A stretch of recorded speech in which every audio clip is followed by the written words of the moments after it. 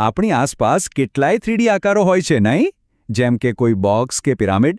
દેખાવમાં તો એ બહુ સામાન્ય લાગે, પણ એમાં એક રસપ્રદ ગાણિતિક રહસ્ય છુપાયેલું છે. તો ચાલો આજે આપણે આ રહસ્ય પરથી પડદો ઉઠાઈએ અને ભૂમિતિની આ સુંદર દુનિયામાં એક ડોક્યુ કરીએ. જુઓ આ સમઘનને. આપણે બધાએ આવું બોક્સ તો જોયું જ હશે, ખરું ને? પણ શું ક્યારે એવું વિચાર્યું છે કે એની સપાટ બાજુઓ, એની ધાર અને એના ખૂણાઓ, એમની વચ્ચે કોઈ ખાસ સંબંધ છુપાયેલો હોઈ શકે? આ દેખાવમાં ભલે સામાન્ય બોક્સ હોય, પણ હકીકતમાં આ એક મજેદાર કોયડો છે. અને ચાલો આજે આપણે સાથે મળીને એને ઉકેલીએ.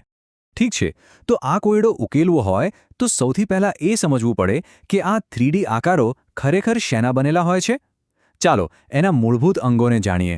કોઈપણ ઘન આકારનો સૌથી પહેલો અને મૂળભૂત ભાગ એટલે ફલક, એટલે કે એની સપાટીઓ. આ સમઘનને જ જુઓ, એની દરેક ચોરસ બાજુ એ એક ફલક છે. એકદમ સરળ. હવે જ્યારે બે ફલક ભેગા થાય ત્યારે ત્યાં એક રેખા બને છે. એ રેખાને કહેવાય છે ધાર. આ બધી ધારો ભેગી મળીને જ આકારનું આખું માળખું તૈયાર કરે છે.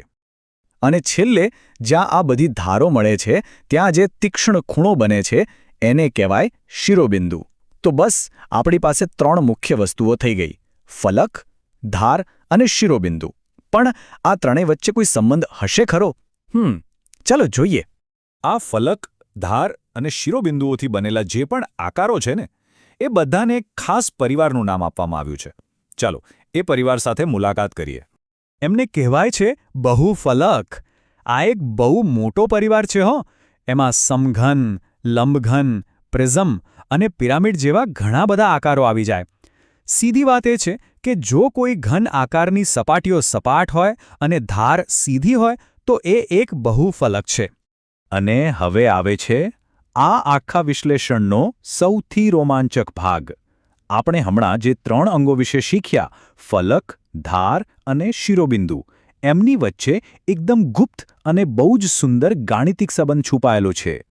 તો સવાલ એ જ છે કે શું આ ત્રણેયની સંખ્યા વચ્ચે કોઈ પેટર્ન, કોઈ સૂત્ર હોઈ શકે? શું કોઈ એવો નિયમ છે જે નાના મોટા દરેક બહુફલકને લાગુ પડતો હોય? ચાલો તપાસ કરીએ. ચાલો આપણા જૂના મિત્ર સમઘન પાસે પાછા જઈએ અને ગણતરી કરીએ. એમાં છે 6 ફલક બરાબર, પછી 12 ધાર અને 8 શિરોબિંદુ. આ આંકડા યાદ રાખજો: 6, 12 અને 8. અને આ આંકડા જ આપણને એક જાદુઈ સૂત્ર સુધી લઈ જાય છે. એ યુલરના સૂત્ર તરીકે ઓળખાય છે.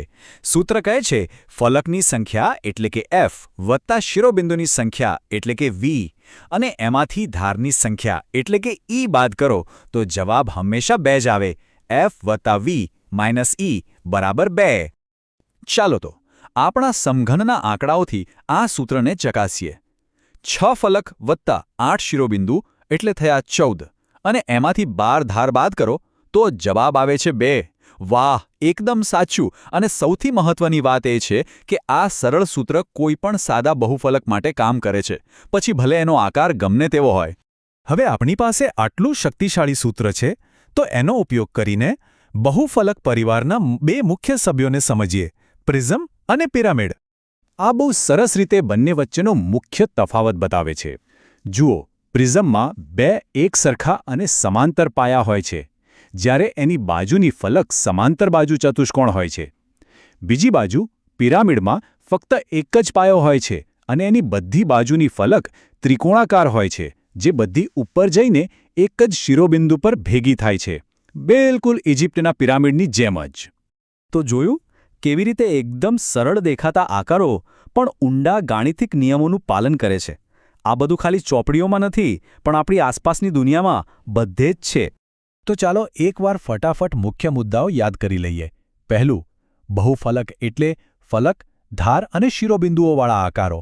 બીજું, પેલું જાદુઈ સૂત્ર F + V - E બરાબર 2, જે હંમેશા કામ કરે છે. અને ત્રીજું, પ્રિઝમના 2 પાયા હોય છે, જ્યારે પિરામિડનો માત્ર 1. તો હવે જ્યારે આ રહસ્ય ખુલી ગયો છે, ત્યારે એક મજેદાર પડકાર છે. હવેથી પોતાની આસપાસ નજર દોડાવજો. કયા બહુફલક જોવા મળે છે? કોઈ ઇમારત હોય, કોઈ રમકડું હોય, કે પછી રસોડામાં પડેલું સામાન્ય બોક્સ? શું દેખાય છે? કારણ કે ભૂમિતિ ખરેખર બધે જ છે, બસ એને જોવાની એક નવી દ્રષ્ટિ કેળવવાની જરૂર છે.